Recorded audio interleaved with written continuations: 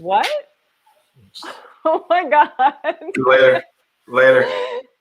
We We are are live. live. Thank you so much for being with us, and I hope that you're going to stay with us. We have a really fascinating forum for you this evening. We are going to be showing clips from some of our best episodes. These are some of the top experts in the country talking about election history and the troubled history of US elections. And the stories that they've told, the research that they've done is fascinating, and you're not going to find it anywhere else. And so that's why we decided to go ahead and do a best of forum, because it's it's really important to go back and make sure that we're taking in this information that we're listening to and watching every 2 weeks, and making sure that we're really absorbing it. So thank you so much for being with us here. I am Lulu Freistat. I am the Executive Director of Smart Elections, and this is the Smart Elections Election Protection Forum. And I am Shelby County Election Commissioner Bennie Smith and Technical Advisor for Smart Elections. And we are glad you guys are here with us. Absolutely. And if you want to learn a little bit more about us, the best place to go is our website, that is smartelections.us. And you can also email us if you have questions or comments. That's contact@smartelections.us. And we love to hear from you. We especially like to hear what you are getting out of the forum, if it's informative, specific things you're learning, pieces of information that you didn't have, or a kind of way that you started thinking about things that you really picked up here. Please send us the specifics. We really want to hear the details of what you are learning and loving about the forum. And that's at contact@smartelections.us. And the other easy thing to do is just to put it into the chat, because we look at that chat. So I know there's a few of you out there right now, and I'm sure some more people will be joining us. So go ahead, even right now, if you want to, if you're a regular and there's things that you really are getting out of the program, we would love it if you would put it in the chat, so that we can, really come to understand what you're valuing, and that will make sure that we're reinforcing that and bringing you more of that. And if you have concerns and things that you want changed, we also very much want to hear that, and we pay attention to the things that you tell us. We make changes and adjustments based on that. So that is how to reach us. And what else do we want you to know about? We want you to sign up for our mailing list, because that's how we stay connected to you.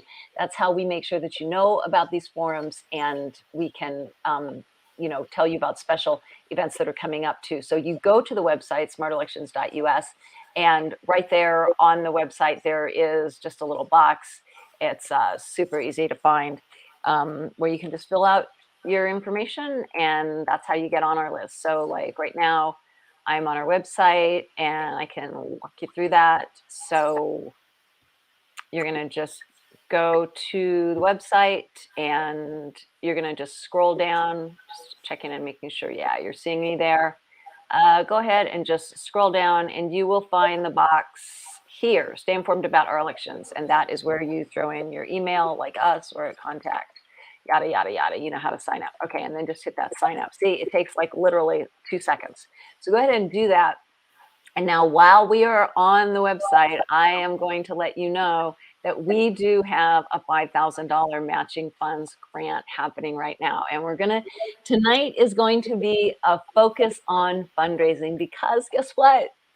We have to pay our bills. And so if we don't raise money, we can't bring you this work, because we have to eat. We all have to pay rent or mortgage. And it takes a lot of also tools to put all these things together for you. We have actually a lot of technology. We have a streaming platform, we have a Zoom platform, we have an email platform, we have a number of apps that help us with organization. We have 2 different organizations that help guide us. We're actually working with 2 different nonprofit like guidance organizations right now to really start to understand the best way to spread this information. So all of that, it takes, a tremendous amount of resources. When we're making films that we brought, sometimes like the films that I've made about DEF CON, I have to have computers and editing systems and hard drives. And the research actually to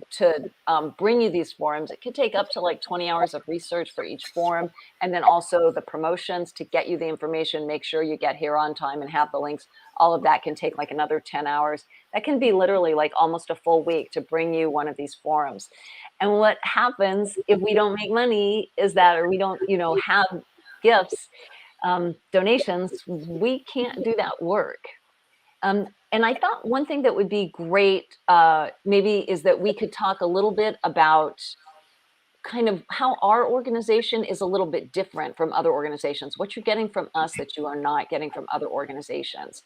And Bennie, do you want to maybe jump in there?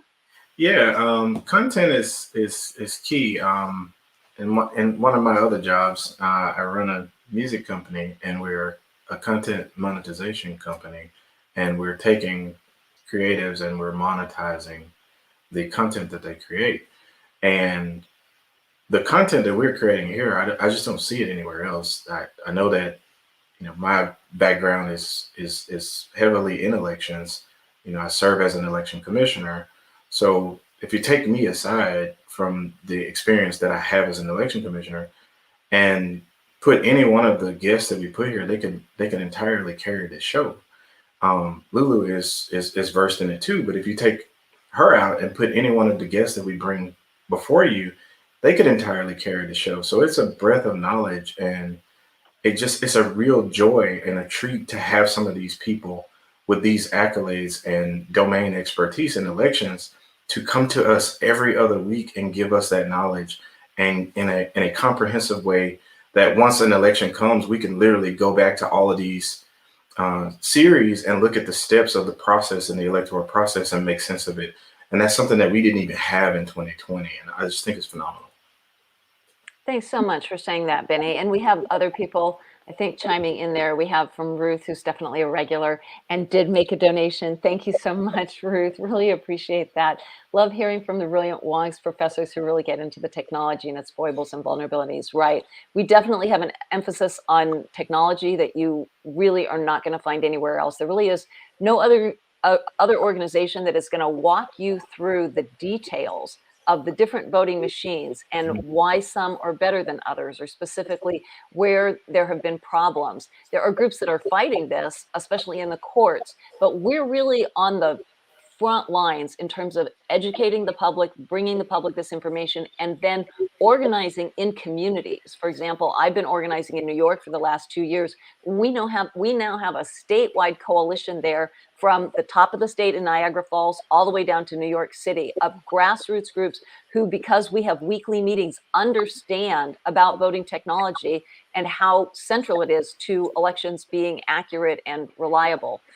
And so, again, it isn't work that any other organization is doing. So if you are able to donate to us, and we certainly hope that you will, it is super easy. I'm going to take you back. A big or a small check. We have people who give $5 a month, and we actually really value that. That's a $60 donation in the course of the year. 10,000 people to give us $10 right now. Go.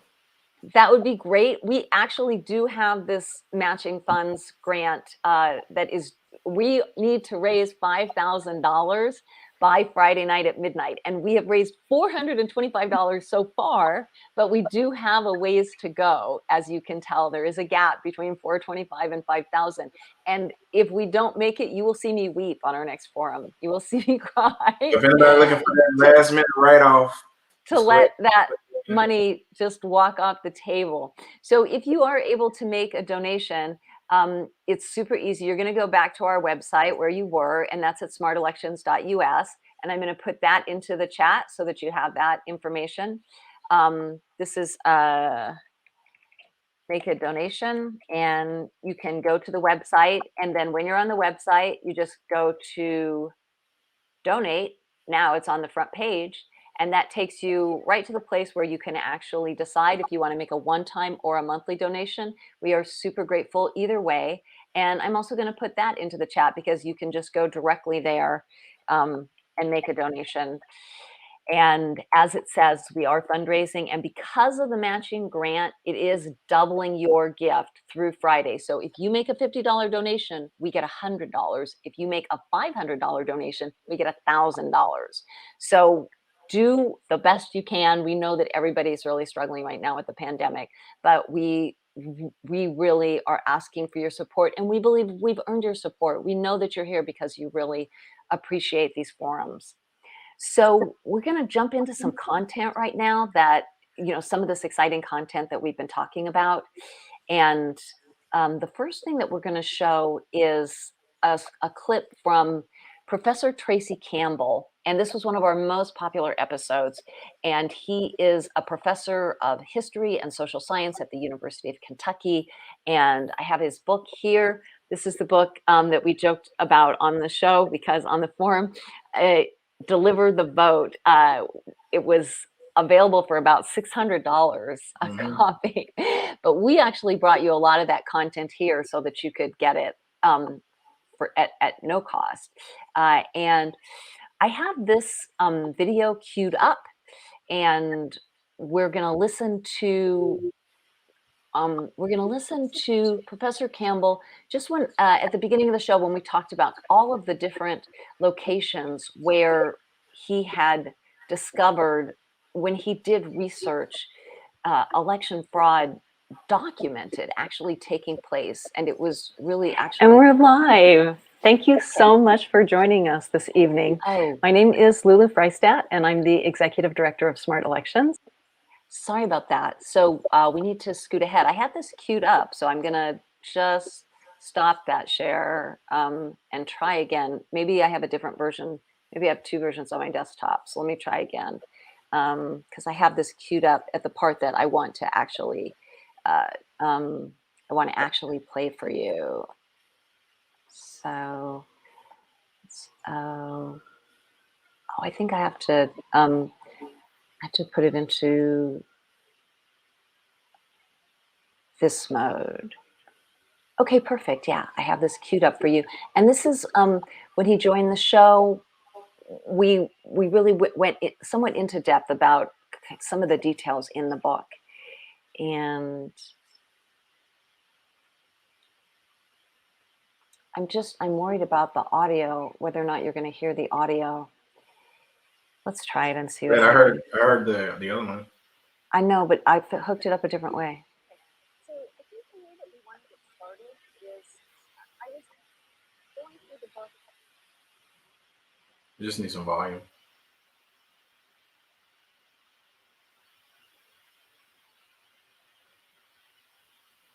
Looks like it needs some volume. You're muted.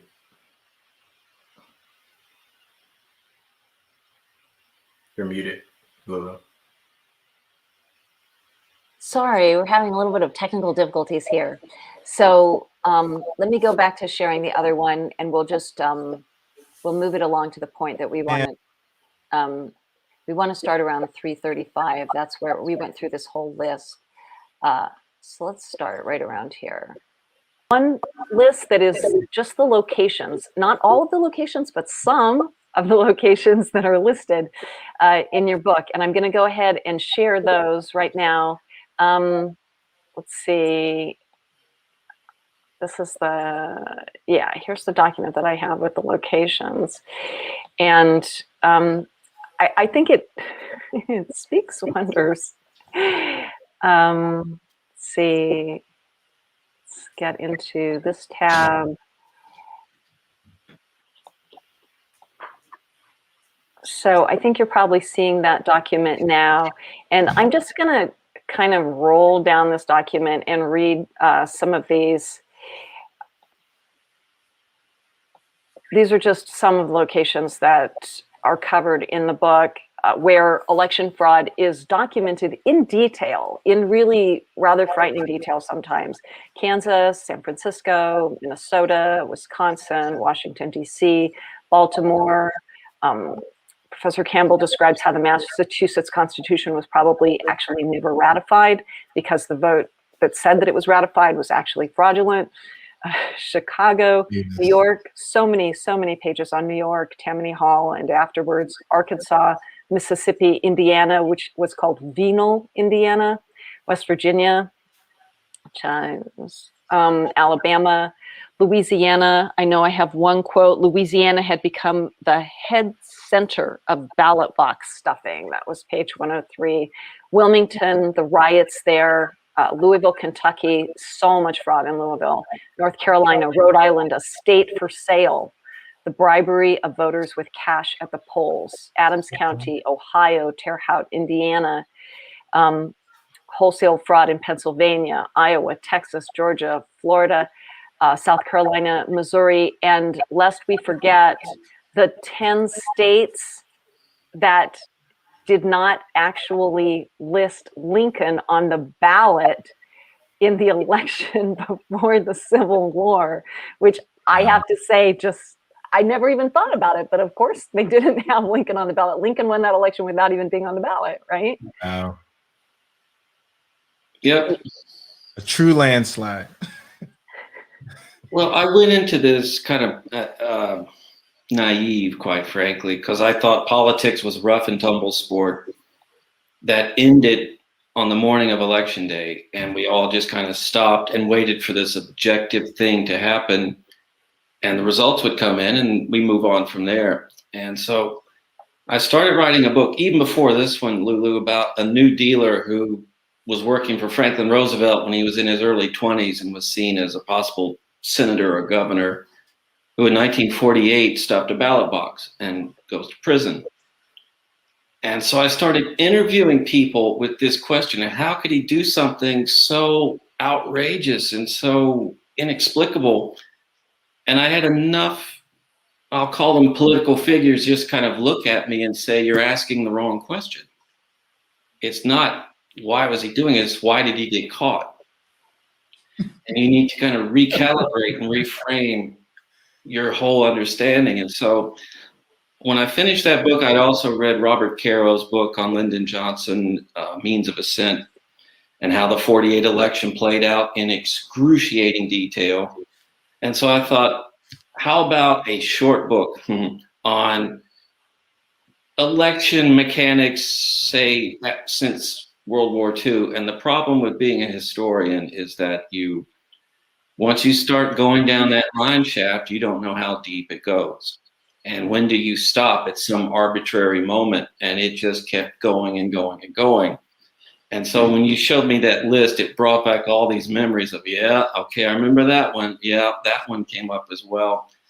And it was a story that I, quite frankly, it really brought me into some dark spots because it was not fun material to be researching, particularly the violence, just the outright abuse of people who felt like, what's the point? Will it be counted? Am I going to be safe when I go to the polls? Will it be respected when we're finished? In other ways, a lot of us felt, 2 months ago during the insurrection, wondering what happened to that election, that people would be willing to just kind of overturn it simply because they don't like the results. Well, that's another kind of tradition, unfortunately, that we've had way too many examples of. Right, and it's always a balance. One of the things that you talk about in the book is sometimes the courts have been willing to intervene, but often they have not. And you actually talk about courageous court decisions where the courts did step in and completely invalidate the vote, order a new election, but it's very rare. And I really had the feeling that you were longing for more oversight, more guidance from our structure.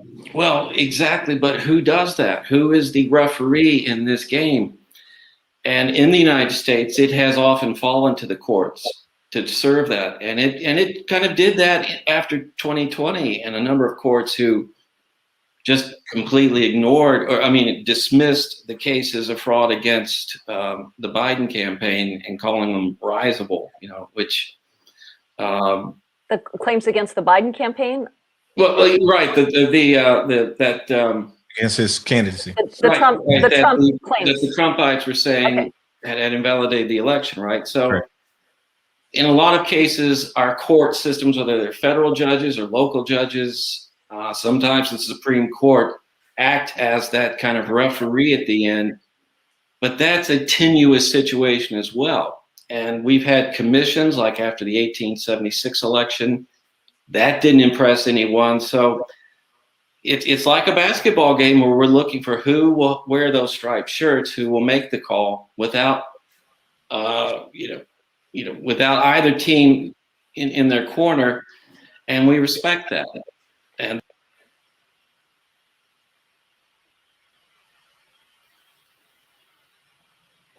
You're muted. Sorry, I have to remember, I don't usually mute myself, but I don't want to interfere with the audio from the clips. Thanks, Bennie. So I think that's a good transition for what we're going to go to next, which is a professor that we had at Foley, a law professor who spoke about that 1876 election. And I think that is a really good way of illustrating kind of what happens when you attend the forums over a period of time. The different experts that we have, they talk about different events that interweave with each other, and you start to really get a broader understanding. Dr. Campbell talked about kind of the breadth of problems that we've had with the elections historically. And then Dr. Foley went into one specific example, which was the 76, which was after the Civil War, the Hayes-Tilden election, which was extremely contentious, and everybody was looking to that election as an example of how bad the 2020 election could get. And in fact, the 2020 election did turn out to be tremendously contentious in somewhat different ways. But we can really see how the historical work that we're bringing to you ties into current events as well. And here's a nice comment from Kelly Lane. Kelly's a regular, and she says, we definitely need nonpartisan election officials. In these times, it seems almost impossible. You want to weigh in on that one, Bennie? Yeah, the way the statutes are written, it promotes partisan first. It's a bad idea now. So when you, as an election official in Memphis, you're a Democrat or a Republican? You have to have a party there that you're working under? Yeah, you have to get appointed to the commission based on party. A party selects its representatives, and the majority is based on the state legislature. So even though I'm in a majority Democrat county, it's still the majority. I'm still the minority party because of the state. But you have to declare a party. You have to declare to be either. You have to have a clean enough voting record. We have open primaries in Shelby County where you can choose what party per election you can choose which party you want to participate in. Right. Whereas, yeah. I'm sorry. But the legislatures are going to pick their commissioners based on their party history. So I was evaluated on how democratic I was to be considered a Democrat commissioner. So my voting record came into play. That's what I was getting at. Right. So the commissioners, including yourself, have to have a partisan background because they're going to be chosen by the parties. The Democrats choose their commissioners and the Republicans choose their commissioners, and the party that is in power is the one that runs the elections. Is that correct? The party that is in power at the state, yes. At the state level, right. So in Tennessee, it's the Republicans who are in power at the state level, and they are running the local Memphis elections, even though Memphis is a predominantly Democratic jurisdiction, right? That's correct. So not only does it not make sense to have partisans running elections, in some cases, the law is structured in such an overtly partisan way that the opposite party gets to run the elections of the dominant population. I mean, it's just absurd.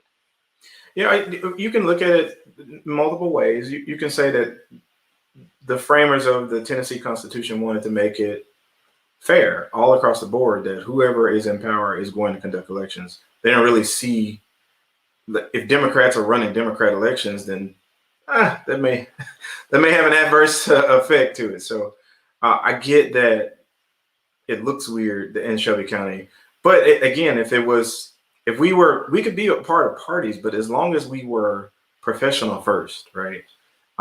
If the partisan leanings, like I am a Democrat, like everybody here knows I'm like one of the D's in the Democrat, but nationally I'm an independent, so I can take these integrity stances that really I don't really care about the party when I'm talking about election integrity, because the integrity of an election is for both parties, right? So I don't care about Democrats or Republicans. I care about the republic at that point.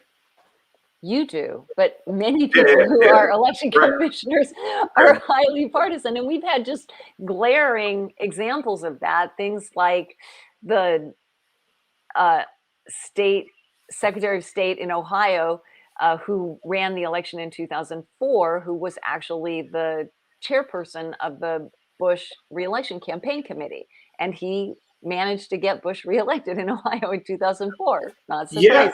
Yeah, I learned I was independent in 2020 when I started speaking out things that I saw. Like there were a lot of Democrats that were really upset at some of the observations that I thought were fair observations, and that's when you learn that the integrity is more independent than the party.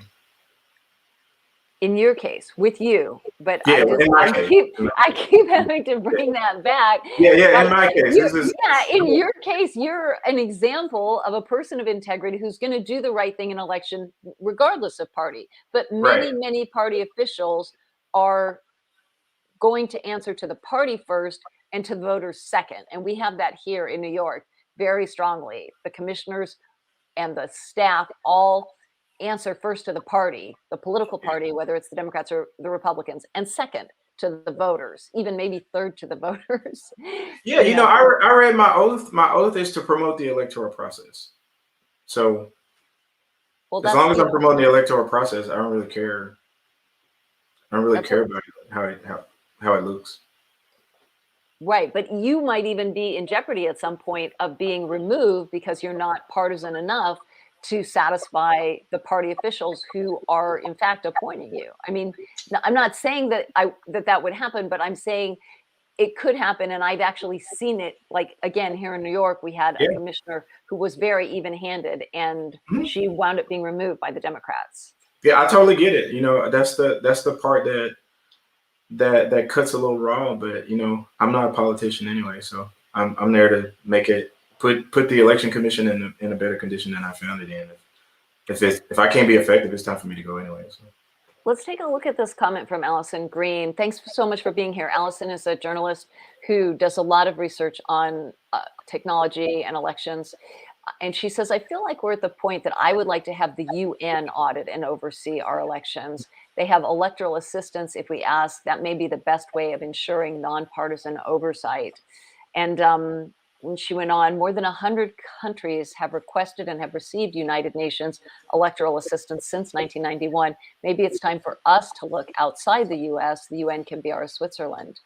I think that's fascinating suggestion, Allison. I know that the UN in general is not allowed to do work in the United States, which is a somewhat shocking piece of information. But I know that because I took some workshops on how to work, to do outreach as a UN, as to get a grant from the UN to do this type of work. I was actually excited. I think I was thinking exactly along the same lines. Maybe the UN could help our elections. And I was told the UN does not work in the United States. It's actually against their charter, I believe.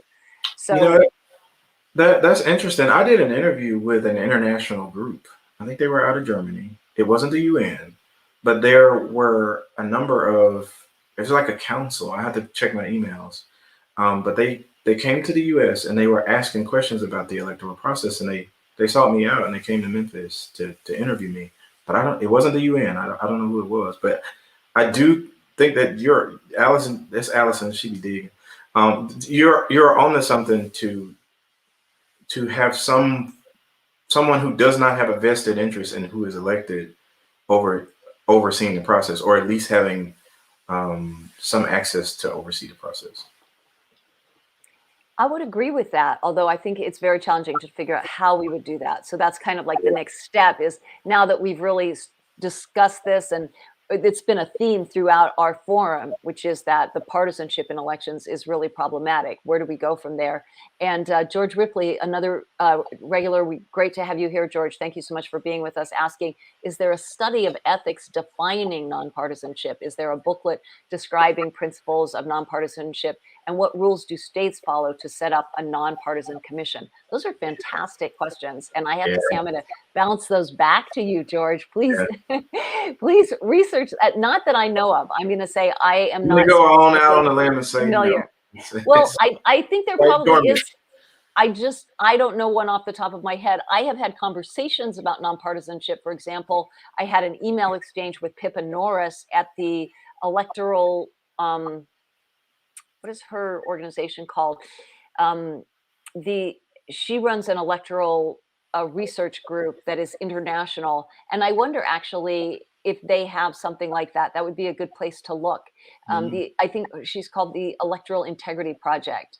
And I'll look into that, George, and you look into it also, and we'll see what we can come up with, because those are really great questions that you're asking there. Where do we go for guidance? One place that I go a lot is to the Australian Election Commission, because they have a very strict set of rules about how they run their nonpartisan commission in Australia.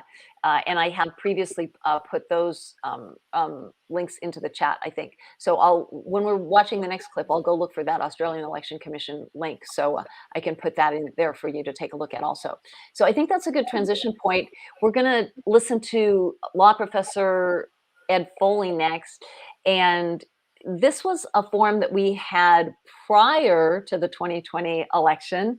And we were all very, very worried about what was going to happen in that election. And there were some really grim forecasts, and some of them actually turned out to be true. We did have some really, really difficult times, as you all know, with the January 6th insurrection. So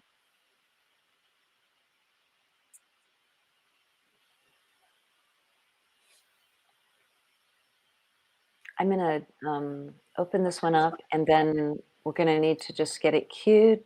I think I want to listen. This is right about where he starts talking about the Tilden, as I said, the Hayes-Tilden election. And this was the election after, about 10 years after the Civil War. And it was incredibly problematic. Can't be counted on election night. It's provisional. It's got to be verified.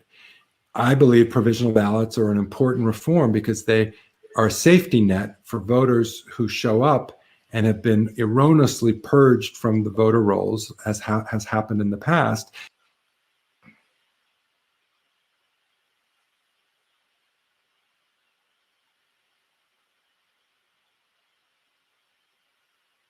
December 14th is the day by which the electors have to be chosen in every state.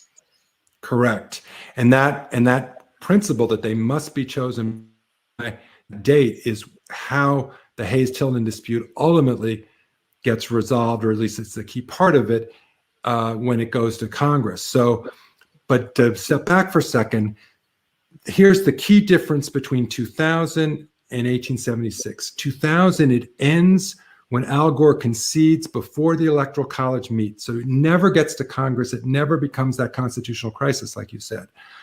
On the other hand, what happens also in Florida back in 1876 is that the dispute isn't contained within Florida. You don't get a concession based on the counting of ballots in Florida. Instead, what happens on the date that the electors have to meet, both groups of electors met, claiming that they're the official ones. So the Republicans electors all met in Tallahassee, the state capital, and they voted for Hayes. And they claimed that they were the true electors based on what the Secretary of State said. And then the Tilden electors, the Democrats, also met in Tallahassee on the same day, voted for Tilden, and they had the Attorney General from Florida saying that they were the valid electors. And what you said in your book also was both of these, that there was there was fraud. So in the Republican decision about, in deciding their electors, they threw out a bunch of Democratic votes that they didn't want to count and counted a bunch of Republican votes that they wanted to count. And then the Democrats maybe had been more technically accurate about counting the votes, but had blocked Blacks and African Americans from voting, period. So there was really fraud on both sides in that situation. So who was more fraudulent, who was more wrong? Hard to say. But they both sent these two sets of electors to Congress, as did two other states, right? Which other states? Louisiana and South Carolina were the other southern states where there were similar disputes. And then Oregon also had a dispute that was a little bit different. What happened was the Tilden team they thought that the Republicans were being fraudulent in the South, like we were just talking about. And they thought they had a trick up their sleeve. They thought, well, if Congress approves the Hayes votes from the South on a theory that the governor gets to sign the certificate of who's authoritative, we can play that game in Oregon, because the governor of Oregon was a Democrat on the Tilden side. So he manufactured just one extra electoral vote out of Oregon in favor of Tilden on a complicated technical theory that we don't need to go into. It was no doubt that the citizens of Oregon wanted Hayes, but they had a technicality where they basically tried to disqualify one of Hayes's electoral votes from Oregon and substitute a Tilden vote. And they said, if your theory in the South wins, our theory in Oregon wins. And the Tilden team only needed one more electoral vote of all the disputed votes to reach an electoral college majority. Hayes had to win every single disputed vote in order to prevail. And so that's why there were these 4 states that sent conflicting submissions to Congress to resolve. And yet, at the end of the day, even though Hayes had to win all 4 of those states, he did it. He did it, and it's an interesting story. When the fight goes to Congress, there's a deadlock, because under the 12th Amendment of the Constitution, which says that a special joint session of Congress is responsible for receiving the electoral votes from the states, opening up, and then declaring the winner. But it doesn't specify how this is to be done. It uses the passive voice. It says the vote shall be counted. Now, my 6th grade English teacher told me, never, ever use the passive voice if you want to be clear. But our Constitution on this very important issue of counting the presidential votes that come from the states says they shall be counted. Doesn't really say by whom. And so what happened in Congress was, Congress being a bicameral legislature, both the Senate and the House wanted to play a role, and there is supposed to be this joint session where both chambers at least look at the returns that come from the states. But the Senate was in Republican hands and the House was in Democratic hands. Identical to what we have now. The Senate in Republican hands, the House in Democratic hands. And to this day, has that part of the Constitution been clarified? Or are we still in this very nebulous territory where if 2 sets of electors are presented, it says it shall be counted, and it doesn't say by whom? Correct. We have never amended this part of the Constitution, unfortunately, even though we've known. There was a famous justice on the Supreme Court in the 1830s named Joseph Story, and he wrote commentaries on the Constitution. And he said, yikes, I mean, I'm paraphrasing, but basically he said, yikes, this is a problem that's going to happen. Well, he was right. It happened in 1876. We've still never fixed it by constitutional amendment. We have a statute that was adopted after the Hayes-Tilden fight that we can talk about, a statute that still would apply today, but the constitutional ambiguity still exists and is dangerous. If we really wanted to avoid another risk of the Hayes-Tilden type problem, we would fix this ambiguity in the Constitution. I think that's a good place to stop there, where I think it kind of like brings us full circle back to what we're doing here. Professor Foley is pointing out that there are problems with the elections, including even in the Constitution. And so when we get all of our technology problems fixed, then Benny and I can go ahead and start working on the I Constitution. can work on finance stuff. What? I can start working on finance stuff. On finance stuff for Yeah. the Oh, I election? guess we do it. We would have to go and change some. All right, so we're not done. Okay, never mind. I would love to set it down though. So I did go ahead and put the link in the chat to that book that we're talking about. It's a really fascinating book, and there is an entire chapter on that Hayes-Tilden battle. The book is called Ballot Battles, The History of Disputed Elections in the United States.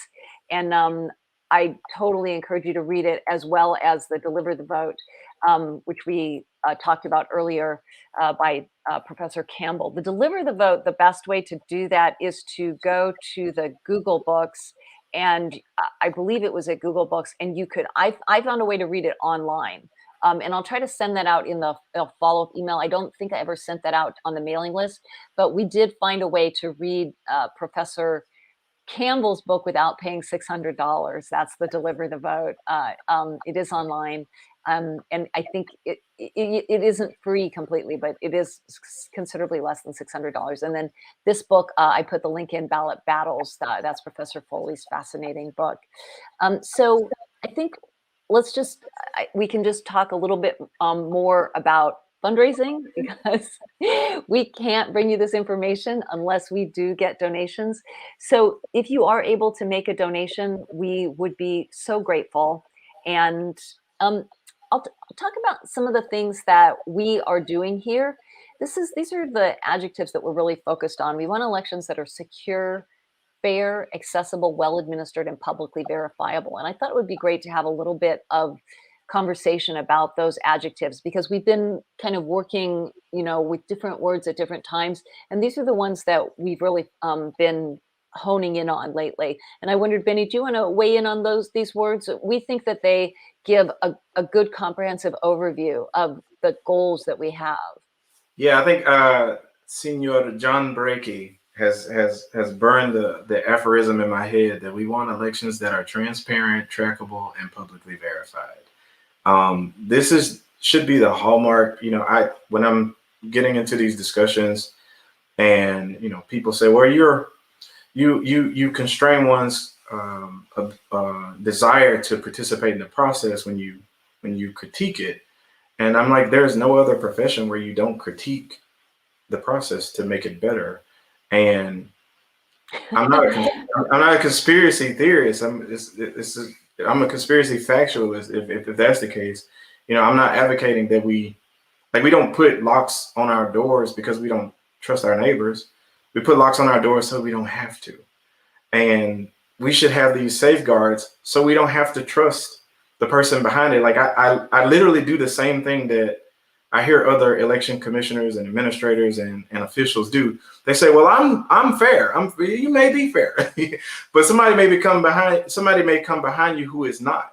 And I'd much rather have a rigorous process that keeps that lane secure, rather than I have to hope that you are, you check all of these moral boxes or ethical boxes in order to administer an election. I just think that these words, you just don't hear those words like integrity, and those words just don't get called out much in discourse anymore. So these are tried and true it's a tried and true framework. And I just, every time I see it, I'm like, this is really this simple.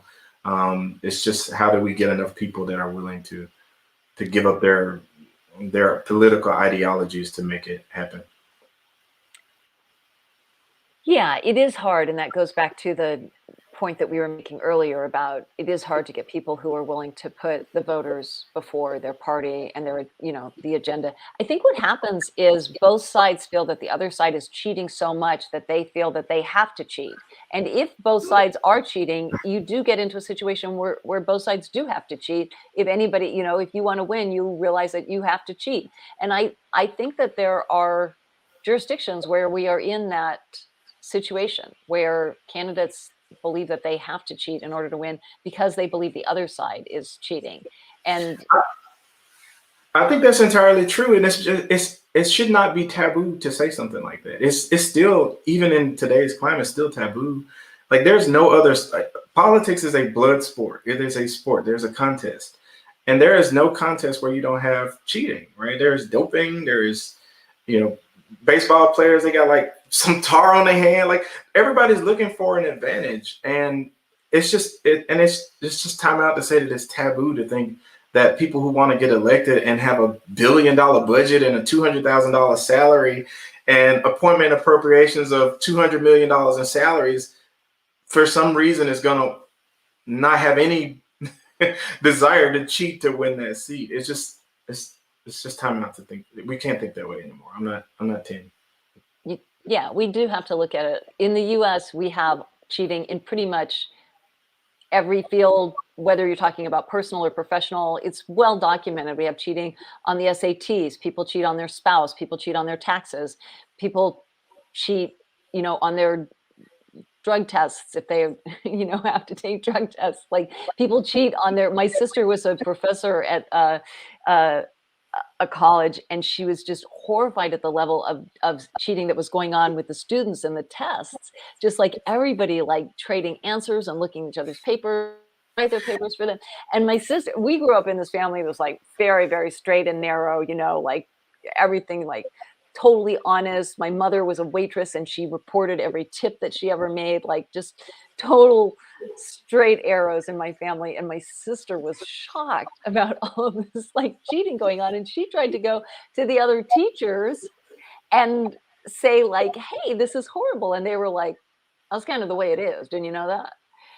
Right. And so when we have that really very pervasive culture in pretty much across the board in our everyday lives, whether it's professional or personal, it is naive to think that there isn't cheating in elections. And what is interesting is that, as we saw in that long list that we started the forum with, that I read out from Dr. Campbell's book, it's actually documented in location after location, year after year, election after election. We have had cheating. We have had election results that were, specifically attempted to be manipulated or successfully were manipulated. So that's why we're here with these goals: elections that are secure, fair, accessible, well administered, and publicly verifiable. And I want to just make the point, you were talking about the other organization, John Brakey's organization, Audit USA, which is a wonderful organization, especially focused on ballot images. And I will say that we've added two adjectives to our work. When you look at the fair and the accessible, which were not in the adjectives that he's talking about: secure, we have that. Transparent is really the same as publicly verifiable. And what's the other one that you said? Trackable. Trackable, that's the same as publicly basically verifiable. auditable. Right, but if you get into fair and accessible, you will start to understand why our organization, again, is doing work that is different from any other organization working on elections in the United States. And that is because one of our key methods is to work on collaboration. And we have reached out and developed deep, long-lasting relationships with the accessibility community. And we are working to do the same now with the voting rights community, because we believe that this work has to happen collaboratively. It has to be a broad, powerful national coalition that is working for election reform. And that is our tagline in all of our work: elevating election reform to an urgent national priority. And in order to do that, we have to build those coalitions. We have to bring sectors of the election reform movement that have traditionally been siloed together and build trusting, lasting working relationships. And that is something that we have been doing very successfully. And that is another reason why we encourage you to support our organization, because we are doing this very profoundly important ground level work. Yeah, if I could just highlight one of the distinctions that I would make between Audit and Smart Elections. Audit is more the enforcement arm, right? They are going boots on the ground, evaluating the process, filing lawsuits if necessary. They are an actionable intelligence arm that is using the legal system to either by writ of mandamus or lawsuit enforce the laws that are currently on the books. Smart Elections is an information arm. And I always say that things fall apart when the center is too weak to hold it. And I look at Smart Elections as a centerpiece, right? It's a connection. This is a bridge between all of these silos, like you're saying, where we're using information and empowering the public to see why these pieces are connected to each other or should be connected to each other. And then the smart legislation piece is where you're enacting policy so that you can do the work of the business of changing the process so that an audit elections won't have to sue and enforce the laws that are on the books, right? Better laws so that there are less loopholes.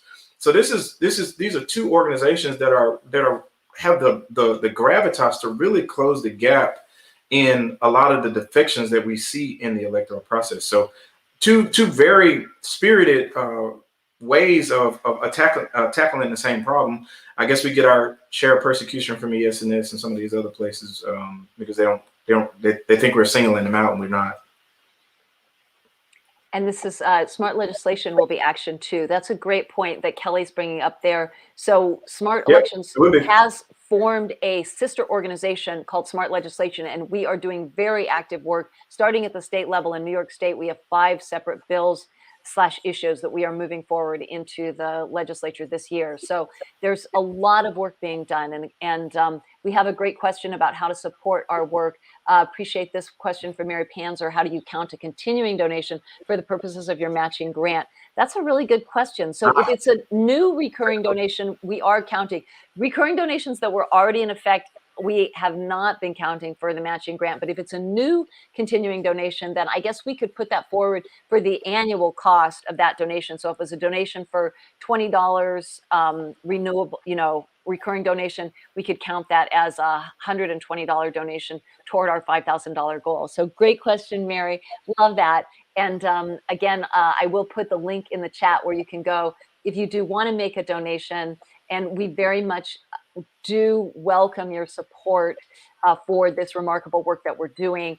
And we have this amazing opportunity, $5,000, that grant that was offered to us if we can raise $5,000. So for every donation that you're making, we can, it's going to be doubled if you make it before Friday night, this coming Friday night, October 22nd at midnight.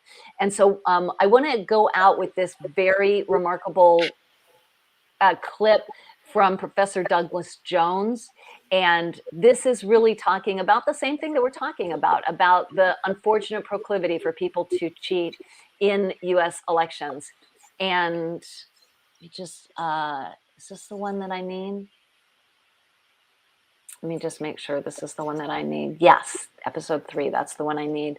And we'll just move forward to the correct point. Okay, we're going to start around 19 minutes in. And wait, there we go. Okay, this is right, this one starts at about 27 minutes in. I'm sorry, I'm getting the numbers jumbled in my head. So this is a very crazy story that Professor Douglas Jones told us about an anecdote that had been told to him by this voting machine salesperson. And Douglas Jones is I'm glad to be here. Okay. Douglas Jones is well known to us. He's I just want to pop us back on the stage for a minute. And he is a professor at the University of Iowa, and he is an author also of this Broken Ballots, which is a book that he co-authored with the former executive director of Verified Voting. And I will, I'll put that up large after we hear this clip. This is a crazy story that he tells. So now we're going to switch gears a little bit. So what we were looking at there was a clip of foreign interference. And one of the things that Russ made clear was that it could be anyone. This could be someone from India, like Cyberzeist, but it could also be an insider at an elections office. It could be a political operative. It could be somebody who just is wanting to make a tremendous amount of money. Entrance to these systems could be sold for quite a lot of money. So it could really be anyone who could be engaged in this type of activity. But one of the, when I was interviewing Doug I interviewed him multiple times for different articles that I wrote. And during our interviews, he told me this anecdote that has always stayed with me about some voting machines in the South and a salesman who was selling them. So go ahead and tell this anecdote for us, if you would. Okay. 15 years ago, I was at a voting system conference. Did I drop out just then? The audio's a little bit choppy. I think just speak slowly and clearly, and I think we'll be able to hear you.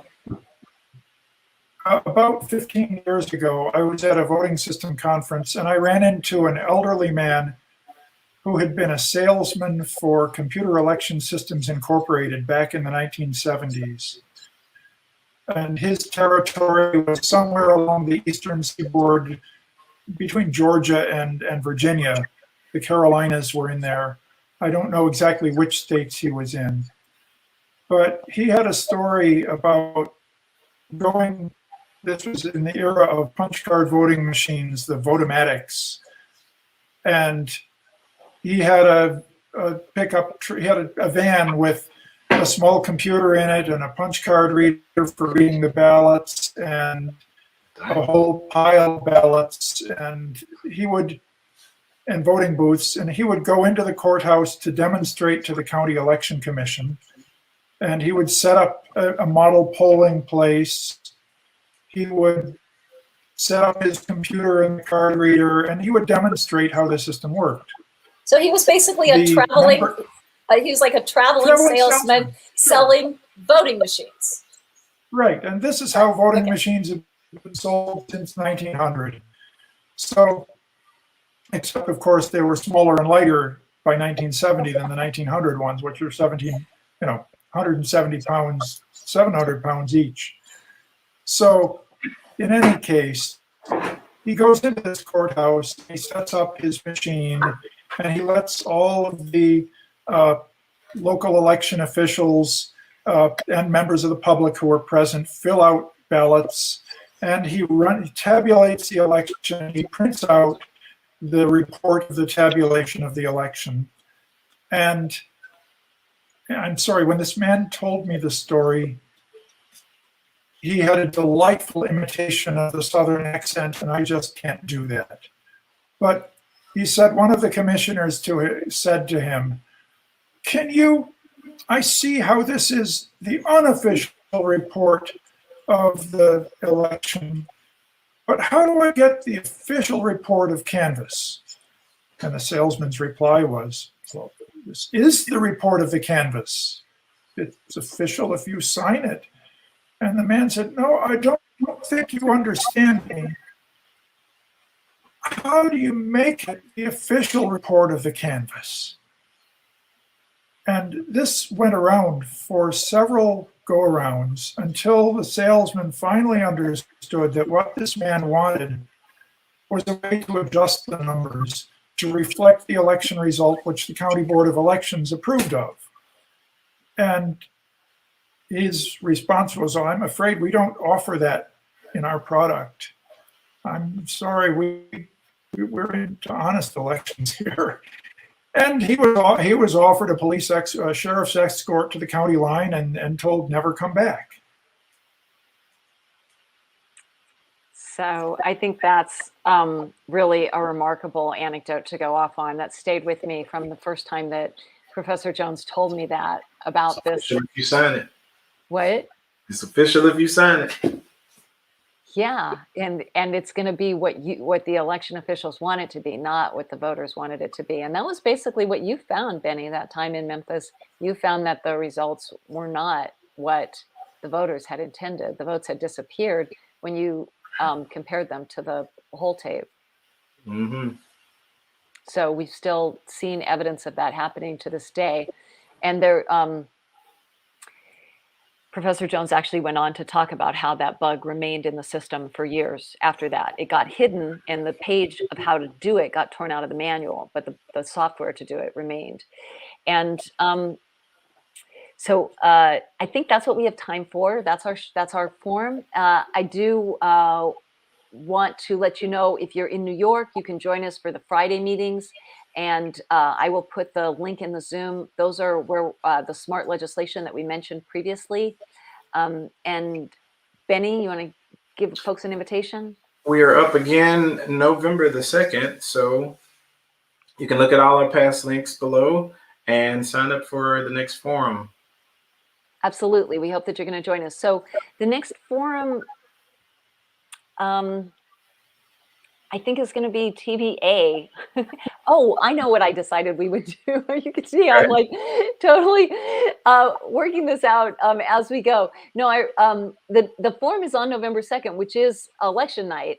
And we have a pretty big election here in New York. And so we'll do a follow-up show on our Brooklyn Transparency Project, where we went into the polling locations during the primary and compared whether or not the number of voters matched the number of ballots scanned. And we did find one polling location where there seemed to be almost 700 more ballots scanned than voters who voted, which was very concerning. So we will bring you the updates on that and what we've been able to find out about that since then. So please do join us on November 2nd. And then the forum after that on November 16th, we're going to be back with another best of. We're going to do a best of the technology forums, really talking about voting machine technology and putting a bunch of those clips together. So I think that's going to be very informative. And I encourage you to join us then on November 16th. And then a month later, we'll do our final best of forum. And we're going to do that one on audits and protocols, legislation, things like that. So I think these forums are going to be super useful for people. Totally encourage you to come to them. And let's get some links into the chat for you. This is the link to sign up for New York. This is the New York working group, and that's called Smart Legislation. And that's a Zoom meeting. And we welcome anybody who's interested in working with us here in New York. And then the link to sign up for the next forums, let me also get you that. So that's the same link that you always sign up for our forums. The link is always the same. You go to this Mobilize website and you sign up for all of the forums there. You can sign up for as many as 5 at a time. So totally like just make it easy on yourself and sign up for 5 at a time. And then we send you reminders and it makes it easy. And then let me see what Ruth is asking here. I see a question from Ruth.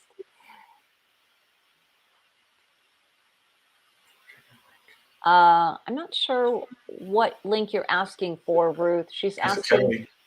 Oh, Kelly's intriguing link. Kelly, what link were you? I'm not sure. She said link. She said link coming. I remember reading that. Kelly, I'm not sure what link you were promising people. So, oh, I have a great clip from Lee Camp on elections from a show in DC this past weekend. I will link here before the show ends. So otherwise, if you, if she doesn't get that up for you, then the best thing to do is to follow Kelly on social media. So let me go ahead and put Kelly's Twitter handle up. Yeah, Kelly's doing all kinds of really interesting work with different people, and her Twitter handle is at Kelly's Words. So go ahead and follow Kelly and DM her and get the links to the different things that that she's doing. Okay, and then George is reminding us about the movie nights. So thank you so much. Yes, we are doing the movie nights, and they're really fun. We did the first one. It was terrific. It was amazing. A film from Dorothy Fadiman called Stealing America, Vote by Vote. And we had a good group of people that came, and we had a wonderful chat with Dorothy afterwards. So let's get you the information for the movie nights. The movie nights are on the alternating Tuesdays. So every 2 weeks we have a forum. And now on the Tuesdays at 7 p.m. at the same time, 7 p.m. Eastern time, in between the forums, we have a movie night. And the next one is going to be super good also. So the next one is called Murders, Spies, and Election Lies. And it is a film about the true tale of Clint Curtis, who was asked to write a program to hack voting machines. The exploration of that. So we call that the Election Forum Movie Night, and it is every other Tuesday. And the next one is going to be a week from tonight. So I'm going to say that's October 26th. So let's put that date up so you get that date. We're a little bit over time now, but we did have requests for these information. So let's get you that date. Tuesday, October 26th is the next one. And this is the link. I'm going to put that into the chat. It's a Zoom. And you can also go to our website. If you just go to the front page of the website, smartelections.us, we have signups for all of these different events, signups for the next movie nights and for the next forums and information about what's happening there. So do check out our website, smartelections.us, or as we said, sign up for the mailing list. And then you get all this information delivered to you in your email box. It does normally come to your promotions tab if you're in Gmail. So you do have to kind of keep an eye out for your promotions tab, or possibly if you drag it into your inbox enough times, it'll learn from that.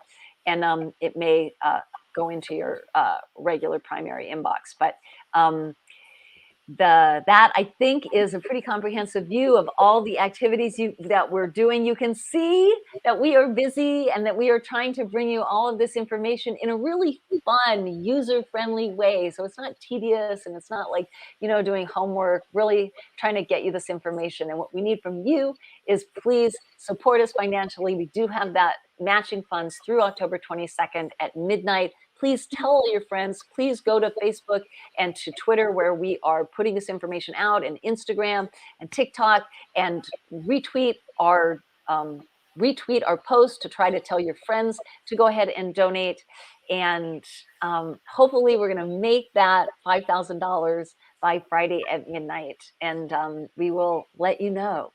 So that is our forum for this evening. Hopefully we'll see you next Tuesday at the movie night. And remember, this is what democracy looks like. Good night, everybody. Good night. We'll see you soon.